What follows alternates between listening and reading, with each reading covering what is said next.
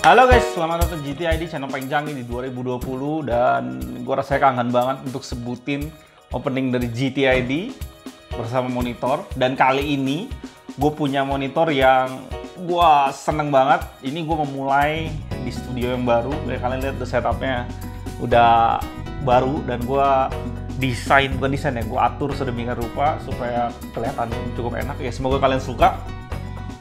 Dan di sebelah gue ini ada monitor yang menurut gue bisa gue bilang itu nyaris sempurna dari segala aspek yang bisa gue lihat dari monitor ini.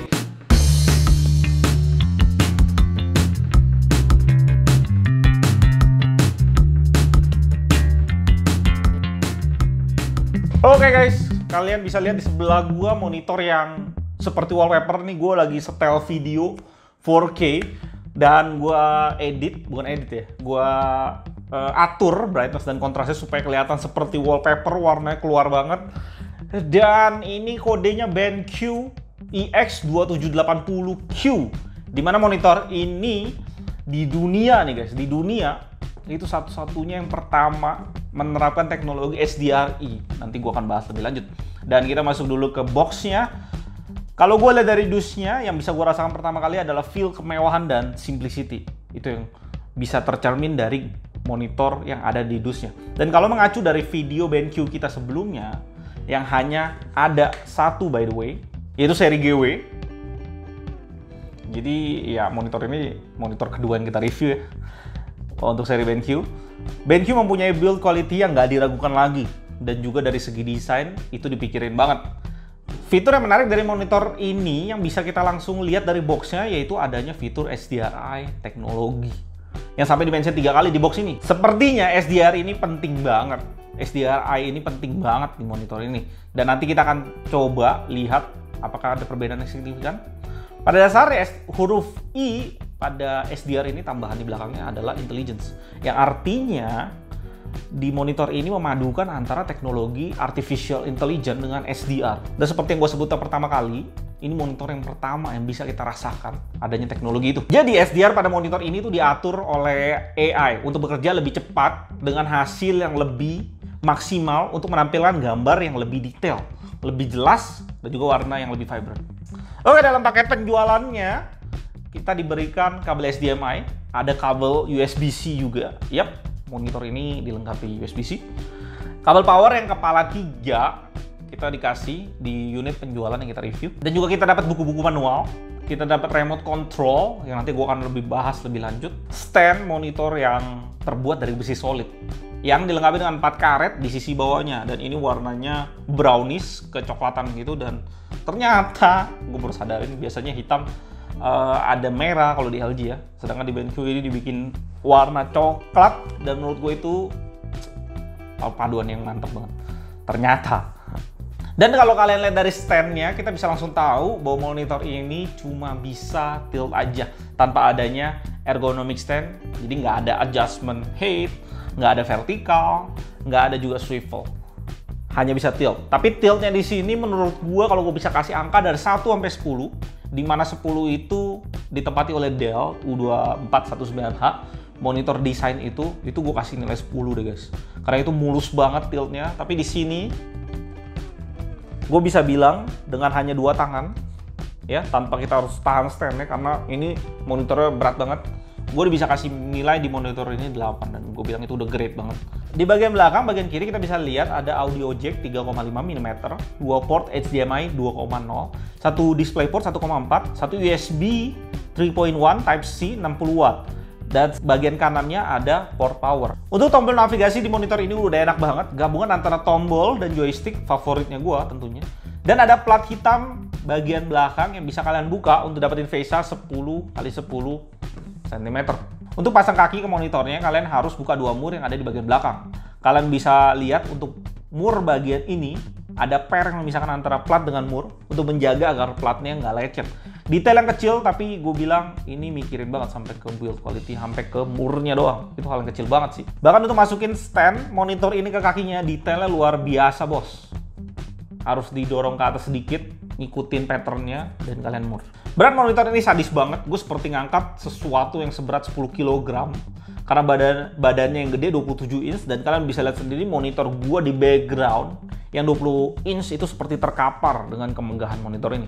Ketika gue nyalain monitor ini, yang bisa gue katakan hanya satu kata guys, yaitu wow, dengan kualitas panelnya bener-bener amazing banget di 1440p. Karena gue merasakan perbedaan yang luar biasa pada saat pindah dari monitor biasa yang gue pakai itu 1080p ke 1440p. Kalian bisa ngerasain sesuatu yang berbeda. Seperti yang kalian lihat, monitor ini udah bezels dengan lebar bezel di dalamnya itu cukup tipis untuk kelas 24 inch, yaitu 0,6 cm. Dengan dagu yang cukup tebal, itu 3,5 cm, dan ada tekstur seperti speaker, lubang-lubang kecil seperti itu. Bodi monitor dan kakinya semuanya terbuat dari bahan yang matte. Hanya standnya aja yang dari metal dengan warna sedikit kecoklatan, dan ini menambah kesan mewah dari monitor ini. Tebal monitor ini jika kita ukur dari sudutnya itu sekitar 2 cm, dan menebal ke arah tengah itu sekitar 3 cm. Dan kalau kalian lihat detailnya, di sini bagian depan dan bagian belakang itu dipisahkan oleh satu bagian yang seperti bolong-bolong itu untuk keluarin panas dari monitor ini. Untuk spesifikasi lengkapnya, BenQ EX2780Q ini yang pertama, monitor ini udah dilengkapi dengan panel AAS IPS. Nah, di sini banyak yang berpikir bahwa monitor ini panel IPS. Tapi pas gue searching, AAS IPS itu artinya IPS like atau seperti IPS. Jadi pada dasarnya panel ini bukan IPS yang biasa kita temui di brand LG atau brand lainnya. Menurut info yang gue baca, panel ini kemungkinan dibuat oleh Innolux. Tapi kualitas dari viewing angle-nya, kontras warna, kalau gue perhatiin, itu bener-bener kalian nggak bisa bedain dengan panel-panel IPS yang selama ini kita review. 1440p resolusinya, nitsnya itu 350, nice banget, dan memang standarisasi untuk SDR itu kalau nggak salah gue baca itu butuh 300 sampai 350 nit, ya nice. Refresh rate 144 Hz dengan 1 millisecond response time monitor gaming pada umumnya menggunakan adanya FreeSync, SDRI, dan menggunakan SDR, sertifikasinya SDR 400, Adobe RGB 90%, DCI-P3-nya itu 95%. Dan di sini nggak disebutin sRGB-nya berapa. Garansinya 3 tahun full, dan fitur yang menurut gua menjadi pembeda monitor ini dari monitor-monitor lainnya adalah fitur speaker. Selama ini gue banyak banget ngerasain bahwa speaker-speaker di monitor lain itu standar-standar aja. Semakin murah monitornya, speakernya ngerasa semakin bersembunyi di balik platnya. Tapi di monitor ini enggak. Monitor sekompak ini, di dalamnya udah ada stereo speaker 2, ada subwoofer yang biasanya kalau kalian lihat di speaker-speaker yang kalian beli di luar sana, misalkan 300.000 subwoofer itu segede gini loh di meja yang akan tempat itu. Tapi ini ada di dalam monitor, dan gue mau kalian denger kualitas dari speakernya yang menurut gue akan membuat kalian takjub. Kita bisa tes video ini, udah ada soundnya, dan kita tinggal tes dari sininya aja tanpa kita harus pakai keyboard atau mouse. Langsung kita nyalain, dan ini gua bisa setel soundnya. Ini gua setel paling tinggi, paling mentok maksudnya.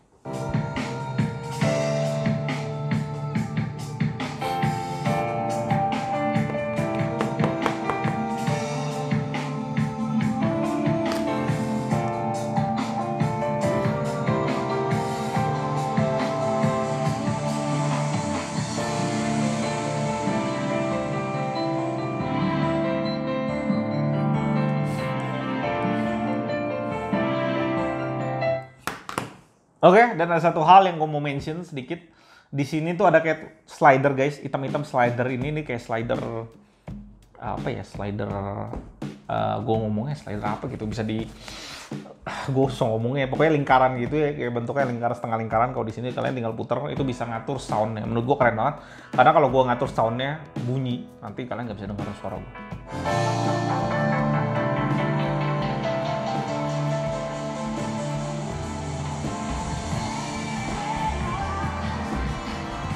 Kalian bisa kecilin, kalian bisa gedein dari lingkaran itu. Tadi gue udah kasih tunjuk ke kalian, dia muncul langsung. Tapi kalian nggak bisa mute, jadi kalian harus pakai remote-nya Gue bukan orang sound guys, dan gue nggak terlalu ngerti banget tentang sound. Tapi yang gue bisa bilang ke kalian adalah monitor ini memiliki speaker yang terbaik sekali gue ngomong selama ini gue review monitor apapun yang built-in ya, kita ngomong speaker built-in di monitor yang terbaik. Karena gue pernah punya yang tadi gue bilang speaker Simbada harga 400 ribuan lah, 300 sampai 400 ribuan, gue lupa udah lama banget, dan itu memang ada subwoofer yang gede gitu. Dan mungkin bass dari monitor ini bisa mewakili 50% guys dari bass yang ini, nendangnya, gue rasa tendangan dari bassnya. Tapi bayangin guys, segede ini, dan itu makan mejanya berapa banyak, belum kabelnya yang berantakan banget. Kalau gue lihat dari speaker ini nggak ada apapun, langsung built-in ke monitor. Gila nggak? Kalian bisa denger. Gue pertama kali denger sound dari monitor ini, gue tes lagu-lagu kesukaan gue yang gue nggak bisa tampilin di sini, copyright tentunya. Gila, gue sampai terkejut, takjub gue, terkesima banget, dan gue amazing banget sama speaker ini. Monitor ini bisa kita beli di 8,8 juta. Yang menurut kita monitor ini kompetitif sekali harganya. Per video ini dibuat ada sekitar 5-6 brand, gue bacain satu persatu. Ada LG 27GL 850 itu di 7,6 juta. Ada Lenovo Y27Q di harga 27,6 juta. Ada Asus VG 27AQ 6,8 juta, dimana gue lihat beberapa komen ada yang bilang monitor ini IPS glow-nya sering banget, tapi unit yang gue pegang enggak. Ada ViewSonic SG270UQ 9,7 juta dan Asus X279Q di 6,7 juta. Dua yang terakhir itu 9,7 juta kita belum pernah review. Dan menurut kita ini monitor layak banget dibeli selain dari garansinya yang udah 3 tahun, build quality yang jauh lebih baik dibanding kompetitor-kompetitor dengan harga di bawahnya. Dan gue mau kasih tahu ke kalian hal-hal yang harus kalian korbanin, bukan harus ya, yang memang akan kalian korbanin ketika kalian beli monitor ini. Yang pertama, dan pasti kalian udah tahu, adalah kakinya yang nggak ergonomis, nggak bisa tilt, nggak bisa pivot, nggak bisa swivel. Tapi bagusnya dia udah kasihin sesuatu yang solid banget di situ, udah keren, dan tingginya juga udah cukup tinggi gitu ya. Cuma buat orang-orang yang lebih tinggi nggak bisa di head adjustment. Cuma masalah yang pertama ini bisa kalian atasi dengan membeli bracket. Mungkin bracket kalian bisa beli yang bagus banget, harga 1 juta untuk satu monitor, atau di harga 1 jutaan kalian bisa beli buat 2 monitor yang gas spring yang pernah kita review. Gue lupa harganya itu berapa, jelasnya nanti tanya ke yang punya brand ya di Tokopedia. Monitor kalian aja hampir 9 juta, jadi kalau nambah 1 juta lagi apa salahnya gitu ya. Kalian bisa dapat ergonomic stand. Nah, yang kedua ini guys, yang menurut gua menjadi salah satu faktor yang membuat monitor ini nyaris perfect. Nggak perfect ya buat gue, tapi nyaris, karena satu hal. Jadi tidak adanya USB upstream dan downstream. Gue kalau bisa bayangnya sebuah skenario pada saat gue punya monitor ini, kalau misalkan gue punya monitor ini, untuk colok gitu ya, hal-hal yang kalian mau copy, misalkan hard disk juga, kalian mau copy dari backup dari MacBook ke hard disk, ya begitulah. Kan enak ya kalau ada USB upstream dan downstream. Dan menurut gue hal itu sangat disayangkan, tapi ya kembali lagi ya guys ya, hal itu berdampak pada harganya. Gue nggak tahu apakah kalau itu built-in ke monitor, itu harganya jadi lebih mahal, tapi ya ini harga yang kita bisa beli di Indonesia. Dan mungkin BenQ nggak ada itu, mungkin buat nge-cut harganya itu, tapi lari ke build quality, ya itu gua nggak bisa salahin. Yang terakhir gue mau bahas fiturnya adalah remote ya guys, karena jarang banget monitor-monitor punya remote selengkap ini fitur-fiturnya. Dan gua rasa BenQ ini nyediain remote seperti ini itu buat orang yang mau jadiin monitor ini multifungsi, misalnya jadi TV bersama, nonton YouTube, dan streaming lainnya, karena ini 27 inch, cukup gede juga. Juga untuk bermain konsol, kalau kalian mau mainin konsol PS4 gitu ya, kalian mau rebahan di agak jauh, di sofa kalian, jaraknya mungkin 1-2 meter gitu ya dari monitor, itu cukup enak. Tapi masalahnya di konsol, mungkin kalau kalian pakai di konsol nih, 1440p resolusi monitor ini, itu kepake. Tapi 144 Hz-nya itu nggak kepake, karena konsol yang saat video ini dibuat, seperti PS4 Pro aja, bisa nge-push sampai resolusi 4K, tapi FPS-nya nge-cap di 60. Ya, gua nggak tahu ke depannya, karena kalau nggak salah rumornya ada 120 di Xbox ya. Ini remote-nya bener-bener seperti remote TV. Ada tombol on dan off, tombol pilih input, bisa pilih mode HDR yang ini, menu yang garis-garis 3 itu menu, ada tombol BI Plus yang kalau gue cek, ini untuk mempertahankan gambar dan kejelasan pada tempat yang gelap. bisa kalian setting di mode colornya, kalian pilih yang standar. Tombol pengaturan blue light, habis itu ada tombol pengaturan mode audio, kalian bisa pilih di sini ada cinema dan lain-lain. Dan yang terakhir di paling bawah itu ada mute dan besar kecilnya sound. Dan di sini gue tunjukin ke kalian fitur-fitur pada OSD-nya. Menurut gue ini cukup cakep OSD-nya. Gue tampilin satu persatu fitur-fiturnya. Cepet singkat aja. Tapi mungkin dari semua yang paling penting adalah mode SDRI dan Black Stabilizer. Dan saatnya sekarang kita ngetes untuk main game di monitor ini. Di sini untuk settingan monitornya gue set di brightness 100 dengan kontras 70. Biasanya settingan kita seperti itu. Dan SDRI gue pilih yang game mode karena gue mau main game, gue mau tes. Dan di sini game yang gue pilih adalah game Call of Duty Warzone yang saat ini lagi rame-ramenya. Sampai 50 juta pemain katanya. Saat gue masuk ke gamenya dan gue rubah modenya menjadi 1440p, yang gue bisa rasain adalah bener-bener monitor ini nggak ada obat, imba banget. Di sini untuk grafik settingnya gue setting semuanya very low, tapi render resolutionnya gue tetap 100 untuk menjaga 1440p-nya. Singkatnya itu semua gue rata kiriin, dan gue pengen tahu PC gue juga mau nge-push berapa FPS di game ini. Hal pertama yang gue sadari saat gue ganti resolusi dari 1080 ke 1440p, itu tekstur dan warna serta detail dari semua sisi itu jauh banget dari monitor gue yang GK750F, dan itu TN ya, 1080p TN. Di sini 1440p itu warnanya keluar banget, jelas, dan memang rasanya seperti nyata dan sangat enak banget dilihat. Mungkin masalah utama dari monitor ini adalah FPS-nya. Spek dari PC gua adalah i7 8100 dengan RTX 2060 dengan RAM 32GB. Dan FPS pada saat gue bermain game di monitor ini rata-rata gue bisa dapat 100 FPS. Dimana kalau gue main di monitor gue sendiri 1080p itu bisa dapat rata-rata di 130, kadang-kadang bisa ke 150. Di sini 100 sampai 120 aja itu jarang. Saran gue buat kalian, kalau kalian mau beli monitor 1440p, pastiin kalau VGA kalian mungkin di atas VGA gua itu 2070, 2070 Super atau 2080 bahkan, kalau bisa nggak terbatas ke atas, supaya refresh rate dari monitor ini nggak terlalu mubazir. Selang berapa lama gue main sekitar 10 menitan, hal yang gue rasain dari SDRI gaming mode ini lebih teruntuk pada game-game single player.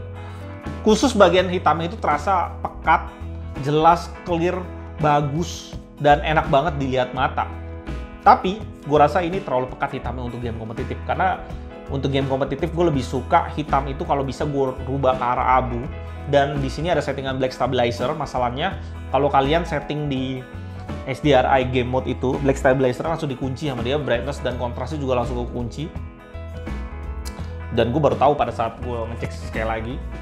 Nah, jadi gue lebih suka mode standarnya, dimana gue bisa ngatur Black Stabilizer-nya supaya gue tinggiin. Jadi hitam di monitor ini lebih kerasa abu. Dengan efek abu tersebut pada saat gue game kompetitif, orang mau ngendok di dalam rumah, di dalam tempat-tempat yang gelap gitu ya, untuk menjadi hantu gitu ya, biar nggak kelihatan sama kita, itu lebih gampang kelihatan. Selanjutnya gue tes video-video game 4K di YouTube seperti Witcher atau Tomb Raider, dimana game-game tersebut banyak area-area yang sering gelap, terutama Tomb Raider ya, The Witcher juga ada. Nah, di situ kalian bisa lihat bahwa kemampuan dari SDRI ini benar-benar bagus banget keluar, apalagi kalau kalian nyalain ray tracing di game kalian. Lightingnya jauh lebih enak, shadownya lebih enak, lebih pekat, lebih kaya, dan lebih rapi untuk segala macam teksturnya. Menurut gue itu bagus banget. Dan buat gue, untuk di tahun 2020 ini, di tahun-tahun sekarang mungkin nggak tahu kapan berubahnya, 1440p ada sweet spot antara 1080p dengan 4K di 2160. Dan gue bilang 1440 itu adalah sweet spot tengah-tengahnya, di mana kalian masih bisa nge-reach hal ini. Karena VGA-nya untuk nge-reach ke 4K itu terlalu jauh ya, untuk bisa nge-push ke 100 FPS misalkan. Tapi di sini kalian di 2060 kayak gue aja bisa nge-push 100 FPS. Tapi ya kalau misalnya game-game kayak The Witcher dan Tomb Raider dan kalian mau settingin high semua supaya semuanya indah, ya tetap aja kalian butuh 2080 gitu ya. Ya mungkin VGA gue bisa medium lah ya, gue hitung-hitung. Dan gue rasa monitor ini di posisi strategis guys, nggak seperti monitor-monitor yang di budget level, dimana kalian misalkan beli monitor panel TN, jadi kalian mentingin performa dibandingin detail warna, atau kalian mau panelnya IPS, tapi jadi kalian dapetin detail warna tapi nggak dapetin refresh rate tinggi, tapi dua-duanya ada di sini. Dan bagus banget gue bilang monitor ini. Ya mungkin itu review kita buat monitor BenQ EX2780Q ini, dan bagaimana menurut kalian, pandangan kalian monitor pertama di dunia yang mengaplikasikan SDRI dengan AI sebagai pengatur SDR-nya. Kali ini bener-bener gue salut banget sama BenQ, dimana BenQ ngadirin sebuah monitor yang keren seperti ini. Itu bagus banget dengan harga yang bersaing. Sampai jumpa di video berikutnya. Thank you buat kalian yang udah nonton sampai akhir. Kalau kalian suka dengan video barusan, kalian bisa support kita dengan like, subscribe, dan komen. Dan jangan lupa nyalain tombol lonceng di sebelah tombol subscribe untuk dapetin update terbaru dari GTID. Dan di kolom komentar kalian bisa request ke kita barang untuk di-review. Kalian juga bisa isi kritik dan saran. Apapun pikiran kalian akan gue baca satu persatu.